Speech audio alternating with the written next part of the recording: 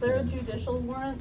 When ICE agents began arresting people in San Diego's immigration court, local immigration lawyers were not surprised. We had heard about this happening in other cities, and we were kind of just waiting for our turn. We knew it was coming. So they mobilized. Tracy Crowley was one of them. On May 22nd, she rushed to the Edward J. Schwartz Federal Building in downtown San Diego and represented a Colombian man seeking political asylum. He can't go back home. He's in danger at home, and that's why he's here. He had filed his asylum application. He had attended every single court hearing. And he was doing things the right way because he is an attorney in Colombia and knows how important it is to fulfill your legal obligations if you want the benefit of being in a new country. Even though Crowley says the man obeyed the law and showed up to his hearing, ICE agents arrested him when he walked out of the courtroom. Immigration lawyers say this is an example of a new tactic in the Trump administration's mass deportation strategy. It involves funneling people into fast-track deportation hearings known as expedited removals. Ginger Jacobs is an immigration lawyer with more than 20 years of experience. So it's very unusual. That's why it's getting a lot of attention. The strategy is that the Department of Homeland Security attorney, who's considered like the prosecutor in the case, makes a motion to the judge, and I think most of the motions were oral, from what I could tell, saying we would like to terminate proceedings. We would like to dismiss all charges against this person.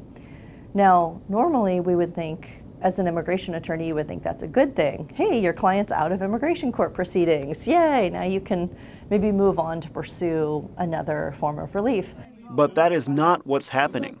By terminating cases, Jacob says that the federal government can then rearrest immigrants who have been in the country less than 2 years and try to deport them without a formal hearing.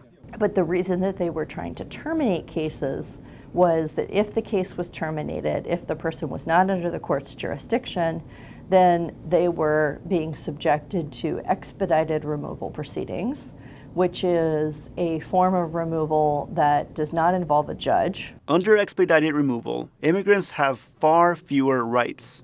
They don't get a lawyer.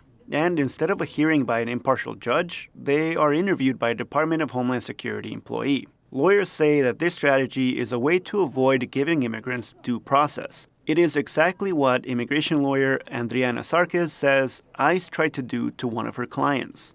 It seems that they're targeting people who have been in the United States for under 2 years because they're able to put them in expedited removal proceedings instead of waiting for the entire process to reach the end. Sarkis opposed ICE's motion to dismiss her case, so the client was not put into expedited removal. But he was still arrested and sent to the Otay Mesa Detention Center, where more than 80% of all detainees do not have a criminal record. Crowley and other immigration lawyers say that these cases undercut the Trump administration's claim that they're focusing on murders, rapists, and other violent criminals. They said they only wanted to go after the criminals and the people doing bad things in the community, and they've said that since the beginning, that that's their priority. They're not going to find those people going to court.